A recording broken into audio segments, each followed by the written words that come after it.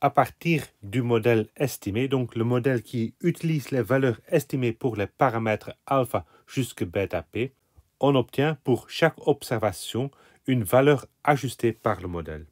Cette valeur ajustée, qui est l'estimation pour la moyenne pour observation i, est obtenue par l'inverse de la fonction de lien.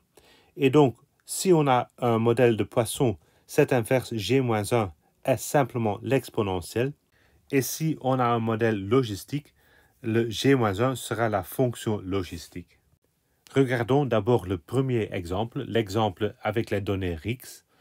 Et on va considérer le modèle avec seulement une variable explicative, la variable NAP. Pour ce modèle, on avait estimé alpha par 1,79 et bêta par moins 0,56. J'ai maintenant deux possibilités pour regarder les valeurs ajustées. La première possibilité est d'utiliser la variable NAP en abscisse. Dans ce cas, vu qu'il y a un signe moins ici, on voit que la valeur estimée de mu est une fonction décroissante. C'est bien une fonction décroissante, mais vu que c'est une exponentielle, on ne va jamais dépasser la valeur 0.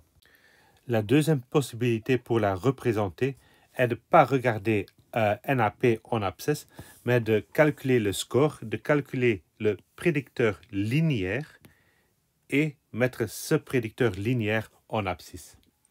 Dans ce cas-là, vu que le signe moins n'intervient plus, on trouve que la moyenne estimée est une valeur croissante. Cette représentation est surtout utile quand le modèle contient plus de variables. Dans ce cas-là, il n'y a aucune raison de privilégier une des variables par rapport aux autres.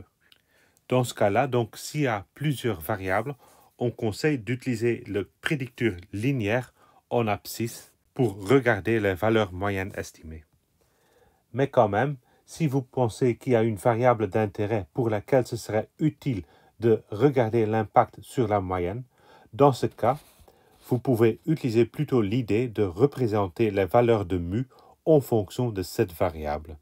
Prenons maintenant le modèle qui a été suggéré par la sélection des variables ascendantes, c'est-à-dire le modèle avec deux variables, la variable NAP et la variable weak. La variable weak est qualitative et donc cette variable va être représentée par trois paramètres additionnels, delta 2, delta 3 et delta 4. Delta 1, c'est la valeur qui correspond à la première semaine, c'est la valeur qui correspond à la semaine de référence est logiquement 0. Et après, on va modifier les valeurs en utilisant delta 2 pour la deuxième semaine, delta 3 pour la troisième semaine et delta 4 pour la quatrième semaine. Donc, ça correspond à une diminution de 1,21, 0,80 et 0,11 respectivement. Vu que c'est un modèle avec deux variables, on pourrait commencer par représenter la moyenne estimée en fonction du prédicteur linéaire. Dans ce cas, vous retrouvez la moyenne sous la forme d'une exponentielle et on a utilisé des couleurs et des symboles différents pour représenter les semaines différentes. Vous voyez que ce sont plutôt les rouges qui commencent, ensuite ce sont plutôt les verts, ensuite les bleus et pour finir, ce sont plutôt les noirs. Et cela correspond simplement aux différentes valeurs de delta. Et à droite, on a aussi représenté les valeurs moyennes estimées, donc les valeurs ajustées en fonction de la variable NAP. Cette représentation permet de garder la vision décroissante de la moyenne si NAP augmente. Et de nouveau, on a fait la distinction entre les différentes valeurs de la variable weak en utilisant des couleurs et des symboles différentes. Vous voyez que dans ce cas, on retrouve vraiment ce qu'on a déjà vu dans le cas des modèles linéaires. Dans ce cas, on avait des modèles avec des droites de régression, mais des droites avec des pentes différentes pour les différentes semaines.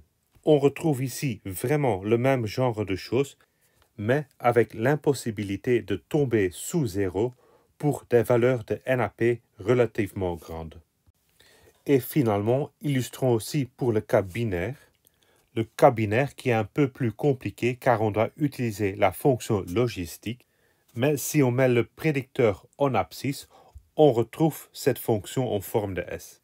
Cette fonction va attribuer à chaque valeur pour le prédicteur linéaire une probabilité de succès, donc une probabilité que le poisson vient du Canada.